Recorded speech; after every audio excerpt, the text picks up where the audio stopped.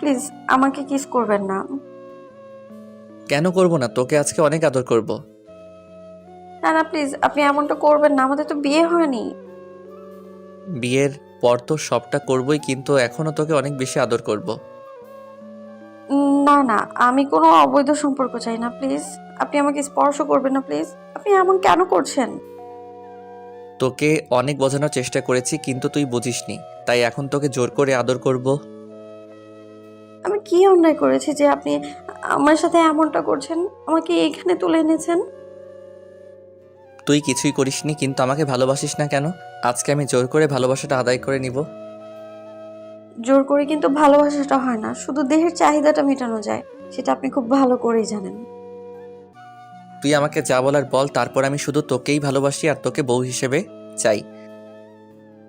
আমি তো আপনাকে ভালোবাসি না, আর আপনি সবটা জোর করেই করতে যাচ্ছেন। প্লিজ ছেড়ে দিন না আমায়, এমনটা করবেন না।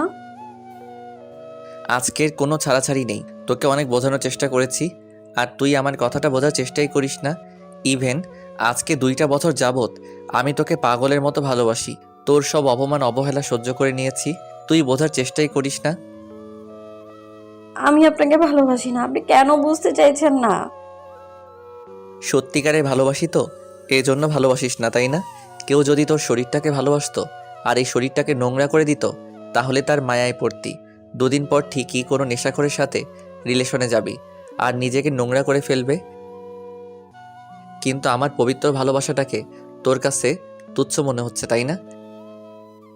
আপনার ভালোবাসাটা যদি পবিত্র হতো, তাহলে আপনি আমাকে অবৈধভাবে স্পর্শ করতে পারতেন না। আপনি আসলে একটা নোংরা মানুষ।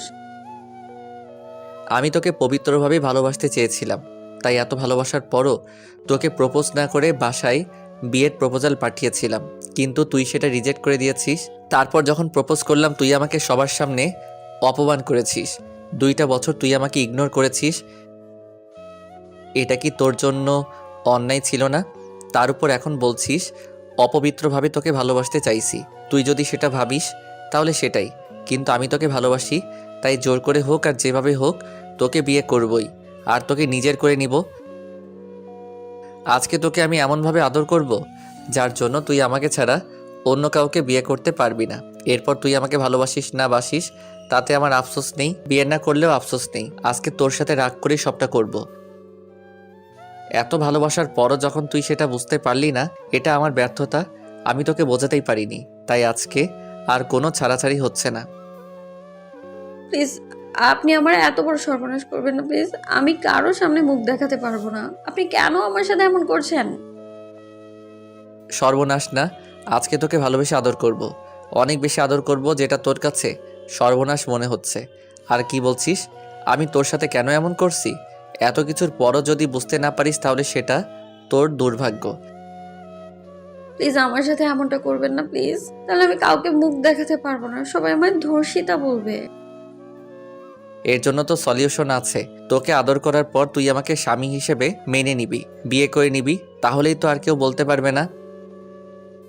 কিন্তু আমি তো আপনাকে ভালোবাসি না, তারপরে আপনি কেন এমন করছেন? প্লিজ এমন কিছু করবেন না।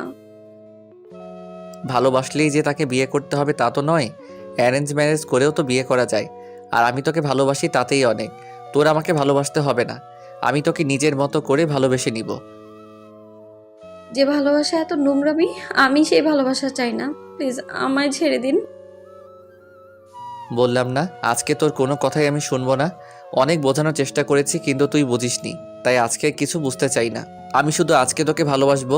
তুই চুপচাপ থাক, আমাকে আদর করতে দে, একদম বাধা দিবি না, তাহলে কিন্তু আমাকে জোর করে সবটা করতে হবে। আপনি তো সেটাই করছেন, এমনটা না যে আমার ইচ্ছেতে সবটা করেছেন। প্লিজ এরকম একটা শাস্তি আমাকে দিবেন না। আমি তাহলে বাসায় গিয়ে সবটা বলে দেবো, তখন আপনাকে জেলে যেতে হবে। যা হবার হবে, পরে দেখা যাবে।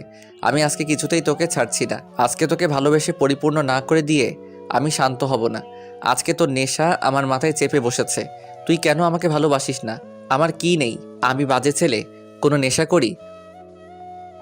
অন্য কোনো মেয়ের পেছনে পড়ে আছি, অন্য কাউকে ভালোবাসি, যার জন্য তুমি আমাকে ভালোবাসিস না? আমার মধ্যে কোনো বাজে নেশা নেই। কেউ বলতে পারবে না আমাকে কখনো বাজে কাজ করতে দেখেছে। তাহলে তুই আমাকে কেন ভালোবাসতে পারবি না? নাকি আমার চেহারা খারাপ বা যে কোনো অভ্যাস আছে বলো? না না, আপনি অনেক ভালো, প্লিজ তারপরেও এমন করবেন না আপনি, প্লিজ এমনটা করতে হয় না। আমি জানি আপনি আমার সাথে এমন কিছুই করবেন না, তাই না? আপনি আমাকে শুধু ভয় দেখাচ্ছেন, তাই না? বলেন। আমি তো বলছি আমি আপনাকে ভালোবাসি না। ব্যাস, আর কোনো কথা নয়। আমি যেটা বলছি সেটাই। আমি তোকে এখন আদর করব। সব স্বইচ্ছায় দিবি নাকি আমাকে সবটা জোর করেই করে নিতে হবে? করবেন না তাহলে তো আমি কারোর সামনে মুখ দেখাতেই পারবো না, সবাই আমায় ধর্ষিতা বলবে। তুই আমার বউ হয়ে যাবি, তাহলে এবার তোকে ধর্ষিতা বলতে পারবে না। স্বামী স্ত্রীর মাঝে কোনো ধর্ষণ হয় না, যেটা হয় সেটা ভালোবাসা। আর তুই আমার সাথে থাকতে থাকতে ভালোবাসাটা একটা সময় হয়ে যাবে। অ্যারেঞ্জ ম্যারেজে কিন্তু ভালোবাসা থাকে না, তারপরও মানুষ বিয়ে করে। বিয়ের পর ঠিকই ভালোবাসা হয়ে যায়। আজকে আমি তোকে আগে ভালোবাসবো, তারপর বিয়ে করে নিব। এখন তুই যদি না চাস বিয়ে করতে, তাহলে সেটা তোর পার্সোনাল বিষয়। এমনিতেই তোর উপর আমার প্রচণ্ড রাগ জমে আছে, তাই আমি তোকে বিয়ে না করলেও আমার সমস্যা নেই, সেটা তোর ইচ্ছা। রিয়াজ কথাটা বলেই তুষির কাছে এগিয়ে গেল। তারপর যখনই ওকে নিজের কাছে টেনে নিতে যাবে, তখন তুষি রিয়াজকে ধাক্কা দিয়ে ফেলে দিতে গেলে রিয়াজ ওকে ঠাস করে একটা থাপ্পড় মেরে দিল। টাল সামলাতে না পেরে বিছানার উপর পড়ে গেল। রিয়াজ তুষির কাছে যেতে গেলে ও পেঁচাতে লাগলো। এবার রিয়াজ জোর করে তুষিকে কাছে টেনে নেয়। আসলাম তারপর ওকে বিছানার সাথে দুই হাতে শক্ত করে চেপে ধরল। তুষি রিয়াজের কাছ থেকে ছোটার জন্য ছটফট করছে, কিন্তু রিয়াজের শক্তির কাছে পেরে উঠছে না। একটা সময় রিয়াজ রাগী কণ্ঠে বলতে লাগলো, আজকে তোকে অনেক ভালোবাসবো। রাগ করে হলেও তোকে ভালোবেসে পরিপূর্ণ করে দিব। বুঝতে পারবি আমার ভালোবাসাটা কতটা গভীর ছিল, কিন্তু তুই এতদিন সেটা বুঝিসনি। তুষি কিছু বলে ওঠার আগেই রিয়াজ ওর ঠোঁটজোড়া বন্ধ করে নিল আর পাগলের মতো কিস করতে লাগলো। তুষি রিয়াজকে ছাড়ানোর জন্য ওর ঠোঁটে কামড় বসিয়ে দিল। তখন রিয়াজ আরও রেগে গিয়ে নিজেও তুষির ঠোঁটে কামড় বসিয়ে দিল। তারপর একটা সময় ওর ঠোঁটজোড়া ছেড়ে দিয়ে ওর ঘাড়ে আর গলায় নাক ঘষতে লাগলো। রিয়াজের কাছে এতটাই অস্বস্তি লাগছিল যেটা রিয়াজকে বোঝাতে পারবে না। তারপর ও রিয়াজকে ছাড়ানোর বৃথা চেষ্টা করলো। রিয়াজ রাগের মাথায় ওর ঘাড়ে আর গলায় কিসের জায়গায় কামড় বসলো, যার জন্য তুষির চোখ দিয়ে আপনা আপনি পানি পড়তে লাগলো। তুষি রিয়াজের স্পর্শগুলো সহ্য করতে পারছে না, কারণ ও শুধু ঠোঁটের স্পর্শ নয়, সাথে কামড়গুলোও বসিয়ে দিচ্ছে, যার জন্য তুষির শরীরটা যেন ছিঁড়ে যাচ্ছে। একটা সময় তুষির জোরে কান্না করে উঠল। তখন রিয়াজ আবারও ওর ঠোঁটের সাথে ঠোঁটগুলো মিলিয়ে দিয়ে তারপর ওদের শরীরে একটা চাদর দিয়ে ঢেকে দিয়ে তুষিকে ভালোবাসায় ভরিয়ে দিতে লাগলো। রিয়াজের আদর করা হয়ে গেলে ও তুষির বুকের উপর শুয়ে পড়ে। তুষি আবারও ফুপিয়ে কান্না করে যাচ্ছে। ও পারছিল না রিয়াজকে নিচের উপর থেকে সরিয়ে দিতে, আর এখন সরিয়ে দিয়েই বা কী লাভ হবে, কারণ যা ক্ষতি হবার সেটা হয়েই গেছে। তুষি কোনো কথা বলছে না, চুপচাপ পড়ে আছে।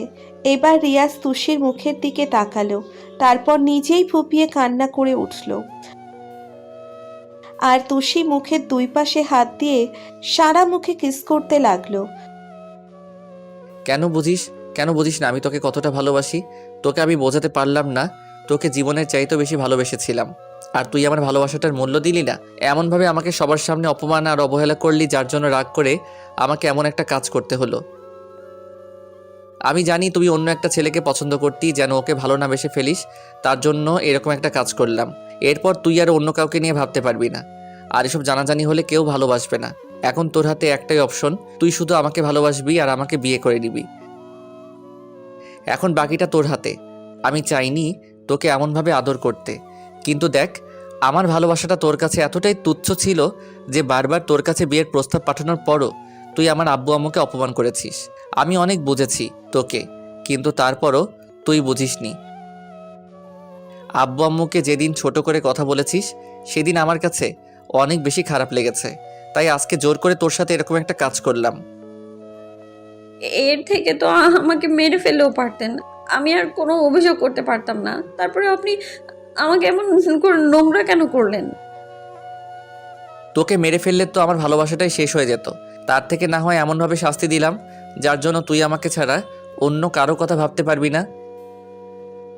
আপনি আমায় মেরে ফেললেও আমি নীরবে সবটা সহ্য করে নিতাম, তারপরেও আপনি আমার পবিত্র শরীরটাকে অপবিত্র কেন করলেন? তোষি কথাতেই রিয়াজ রেগে গেল আর মুখটা চেপে ধরে রাগী কণ্ঠে বলতে লাগলো। কেউ তোকে বিয়ে করবে না। তুই অন্য কারো কথা বলিস, তোরা আমাকে চোখে পড়ছে না? তুই আমাকে ভালোবাসতে পারবি না, বিয়েটা তো করতে পারিস, তুই সেটাও স্বীকার করবি না। এরপর তোকে কি করতে হবে বল?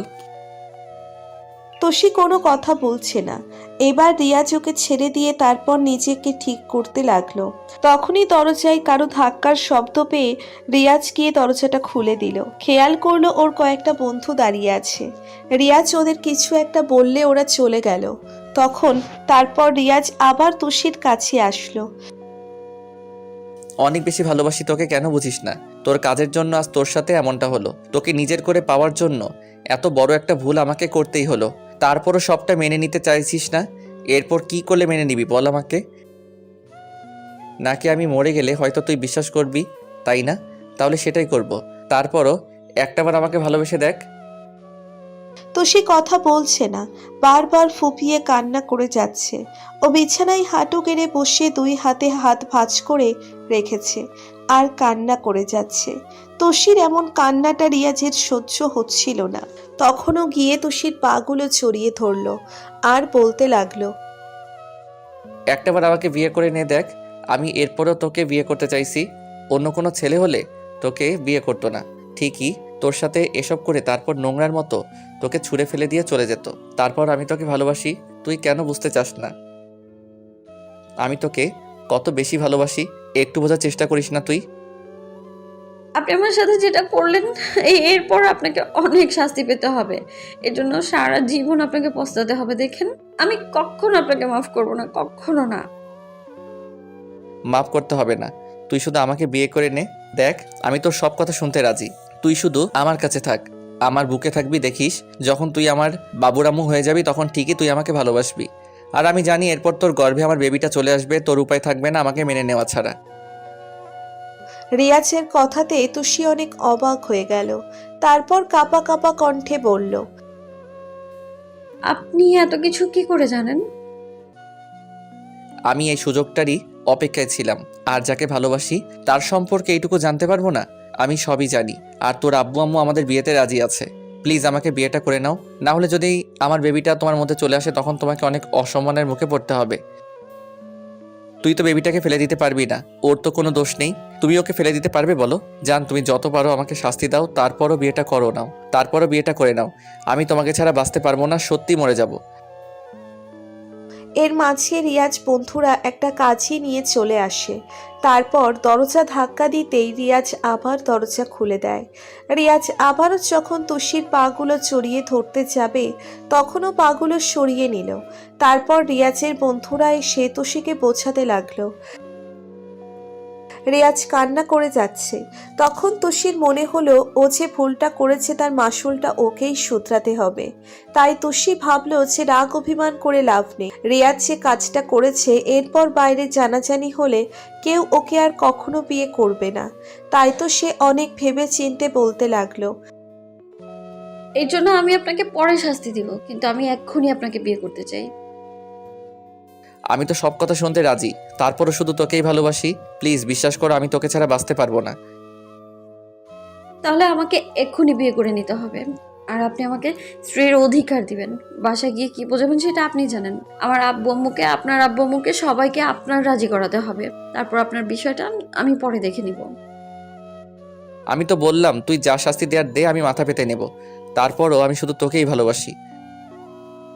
তোষি জানে এখন বিয়েটা না করলেই ওকে পস্তাতে হবে, তাই বিয়েটা করে নেয়। তারপর রিয়াজের বন্ধুরা চলে গেল। তখন রিয়াজ তোষির কাছে এসেই ওকে বুকের সাথে খুব শক্ত করে চেপে ধরল। রিয়াজ এত জোরে জোরে কান্না করছে যেটা তোষির সহ্য হচ্ছিল না। তারপরও না চাইতেও ভাবতে লাগলো রিয়াজ এখন ওর স্বামী, তাহলে ওকে কষ্ট দিয়েই বা লাভ কি? আর তাছাড়া এরকম একটা কাজ করছে, হয়তো ওর উপর তোষির রাগ থাকবে। তারপর একটা সময় রিয়াজকে স্বামী হিসেবে মেনে নিতে বাধ্য হবে। তোষিও এবার কেমন রিয়াজকে শক্ত করে জড়িয়ে ধরে বলতে লাগলো। ভয় পাবেন না, আমি আপনাকে কোনো কষ্ট দেব না। আমি তো ভয় পেয়ে গিয়েছিলাম যে এরপরও আপনি আমাকে বিয়ে করবেন কিনা, কিন্তু আপনি আমাকে এত ভালোবাসেন যে আপনার ভালোবাসাটাকে উপেক্ষা করার শক্তি তো আমার নেই। আর কখনো এরকম ভুল হবে না। দেখো, শুধু তোমার জন্যই আমি এরকম একটা কাজ করেছি। এখন থেকে অনেক বেশি ভালোবাসবো। আমি জানি সেটা। আমাদের ভিডিওটি কেমন লেগেছে তা কমেন্ট করে জানাতে ভুলবেন না। আর ভিডিওটি যদি ভালো লেগে থাকে তাহলে একটি লাইক করুন আর সাবস্ক্রাইব করে আমাদের পাশেই থাকুন। ধন্যবাদ সবাইকে আমাদের পাশে থাকার জন্য। আল্লাহ হাফেজ।